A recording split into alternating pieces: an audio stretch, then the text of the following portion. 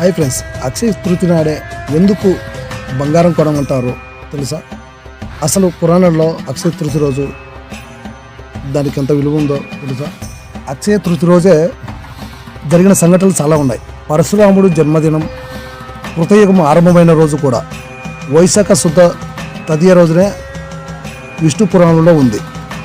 మిత్రుడైన కుచేలుడిని శ్రీకృష్ణుడు అనుగ్రహించిన రోజు, పవిత్ర గంగానది భూమిని తాకిన పర్వదినం, అజ్ఞాతవాసంలో ఉన్న పాండవులకు సూర్యుడు అక్షయపాత్ర ఇచ్చిన రోజు, సమస్త సంపదలకు సంరక్షకుడైన కుబేరుడు నియమితుడైంది ఈ రోజే. ఆది శంకరాచార్యులు పేదరాలు ఇంటికి భిక్షకు వెళ్ళి కనకధార స్తోత్రం పఠించి ఆ ఇంటిని బంగారంతో నింపిన రోజు ఈ రోజే.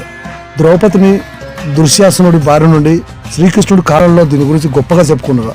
అందువలనే మనము ఈరోజు బంగారం కొనాలని, మన ఇంటికి సిరి సంపదలు వస్తాయని పెద్దలు చెప్తారు.